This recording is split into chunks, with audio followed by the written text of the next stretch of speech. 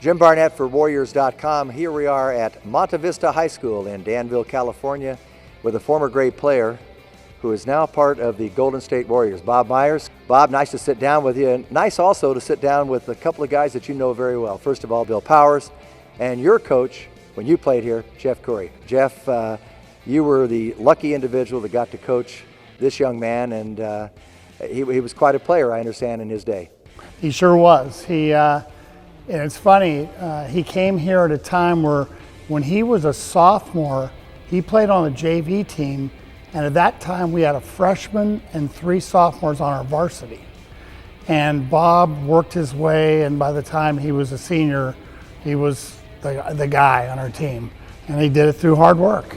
What kind of player was he? Was he a rebounder, or was he a big? Usually high school players who are elite players become scorers. But was he efficient and proficient in all aspects of the game? Well, he was a real good defender, but I think the biggest thing anyone would say about Bob was he was a rebounder. And he was one of those Dennis Rodman guys. I remember when he was a sophomore, I didn't have him that year, but I'd hear from our JV coach, the guy gets every rebound. We don't know how. He was a skinny kid. And he just always knew where the ball was going. Then he got serious on the weights. And yeah, I bet you he scored 50% of his points on offensive rebounds or just inside stuff. I would have an inclination to think, though, that if you played for a legendary coach like Bud Presley, you yourself, is that correct? Yes, sir. Then he had to play defense because that had to rub off. Yeah, thank you. Yeah, Coach Presley was a piece of work. And we stressed defense. We worked real hard at defense. And Bob was, once again, I think there's a saying in coaching that if you can coach your best player, it's going to help make things a lot easier. And Bob was so easy to coach. And I think because of him, I had the support of the team. And they all played hard, otherwise they had to answer to him. Of course, kids grow a lot in high school. How tall were you? How tall are you now, and how tall were you as a sophomore in high school? Wow, an interesting story is I had my physical. I played freshman football, and I was terrible, really bad. They had something called the 5th quarter. You're lucky that. Yeah, they still do. They still have the 5th quarter. So here, yeah, exactly. I mean, really bad, Jim. You were tiny. Yeah, I was tiny. That's the point of the story. They have something called the 5th quarter, which is, as freshmen, everybody wants a chance to play. So if you don't play in the real game, we have an extra quarter. It'd be like adding an extra 5th quarter of a game. And I didn't play in that quarter, so I needed like a 6th quarter. So and the point of telling you that is, I had a card. You have to take a physical to be eligible to, I think, play in high school. And my card and my physical said 5'7", something like 115 pounds. So that's how big I was my freshman year. So when I left high school, I was probably 6'5".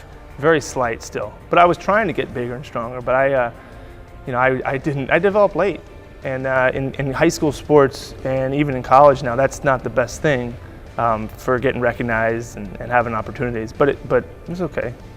I know he went on and didn't decide which school he was going to go to until late, and went down to UCLA, and he was thinking about trying out for the crew team like his brother at University of Washington, and then all of a sudden Steve Lavin grabs him, and he's a walk-on, and he had great success at UCLA as they won a championship in 1995.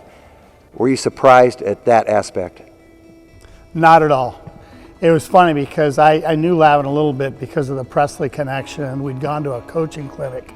And when Bob first got down there, he called me after about a week and said, "Oh my gosh, this kid is unbelievable. He's way better than you said he was." And the rest is history. I mean, he was not only on a national championship team, but his senior year, he had some big games.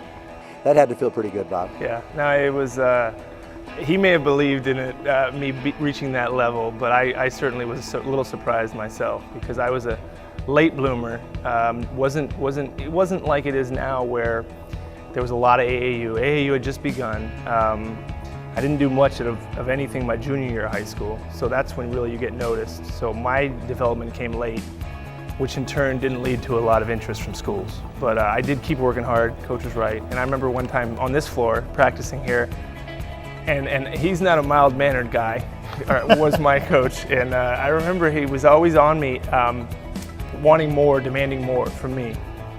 And I remember I approached him one time and I said, "Coach, you're always on me. I mean, why are you always coming at me? What about the other guys?" And he said, you should start worrying when I stop picking on you.